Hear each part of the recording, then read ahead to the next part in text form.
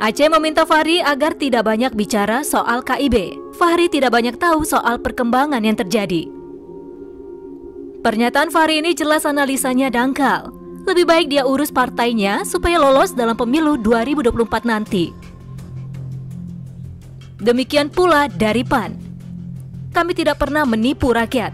KIB dibentuk dalam rangka mempersiapkan kontestasi 2024 lebih awal dan tentu justru membuat kami lebih terbuka kepada rakyat. Tidak main di last minute.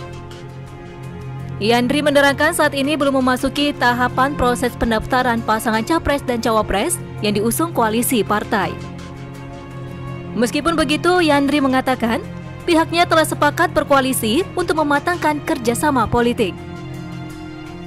Nah, memang sekarang belum proses pendaftaran ke KPU. Jadi Fahri keliru juga. Sekarang belum tahapan itu. Ada tahapan nanti pasangan capres dan cawapres itu di pertengahan 2023. Tapi proses untuk saling memahami kemudian membangun koalisi itu penting dari awal. Yandri menuturkan reshuffle kabinet tidak ada kaitannya dengan KIB.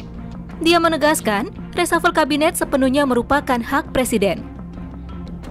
Kemudian dikaitkan dengan reshuffle karena Fahri tahu juga itu hak prerogatif presiden.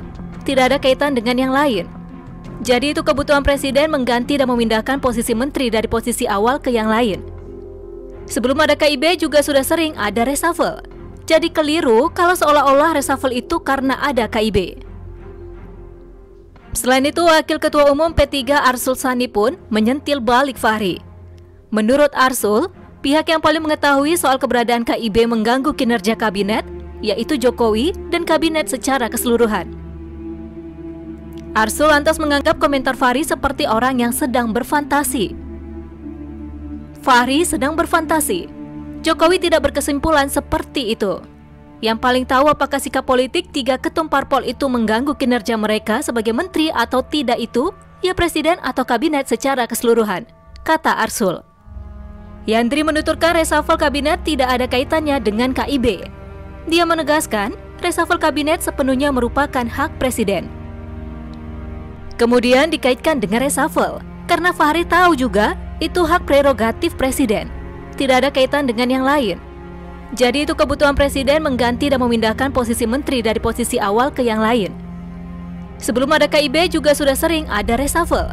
Jadi keliru kalau seolah-olah reshuffle itu karena ada KIB. Selain itu, Wakil Ketua Umum P3 Arsul Sani pun menyentil balik Fahri. Menurut Arsul, pihak yang paling mengetahui soal keberadaan KIB mengganggu kinerja kabinet, yaitu Jokowi dan kabinet secara keseluruhan. Arsul lantas menganggap komentar Fahri seperti orang yang sedang berfantasi. Fahri sedang berfantasi. Jokowi tidak berkesimpulan seperti itu.